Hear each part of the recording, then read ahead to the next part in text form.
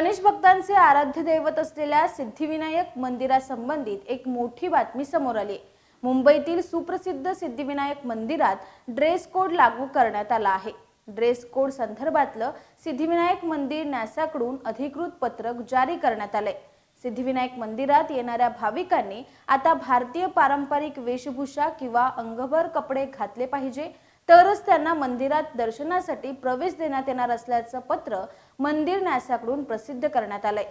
सिद्धिविनायक मंदिरातील प्रवेशासाठीचा हा dress code पुढच्या आठवड्यापासून लागू करण्यात येणार असल्याची माहिती ट्रस्टचे सदस्य राहुल लोंढे यांनी दिली आहे। सिद्धिविनायक मंदिरात देशभरातून रोज हजारो भाविक दर्शनासाठी येत असतात।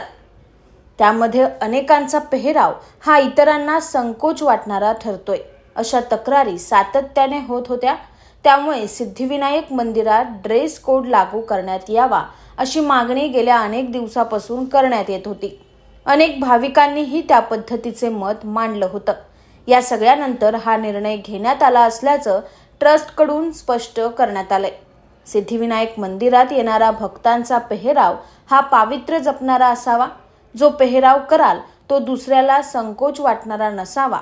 यापुढे समोरच्याला संकोच वाटेल असा पेहराव असेल त्यांना न्यासाकडून प्रवेश दिला जाणार नाही, याची नोंद भाविकांनी घ्यावी। म्हणजेच समोरच्या लोकांना लाजवतील किंवा त्यांना संकोच वाटेल अशा कपड्यांवर आणि तोकड्या कपड्यांवर बंदी असणार आहे, असं ट्रस्टच्या वतीनं स्पष्ट करण्यात आलंय।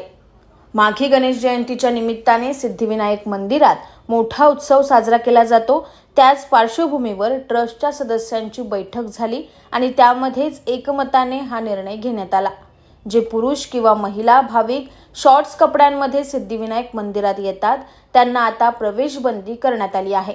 ज्या महिला किंवा मुली शॉर्ट्स कपड्यांमध्ये येतात त्यांना प्रवेश दिला जाणार नाही। मंदिरातील पावित्र्य राखण्यासाठी हा निर्णय घेण्यात आल्याची माहिती समोर आली आहे।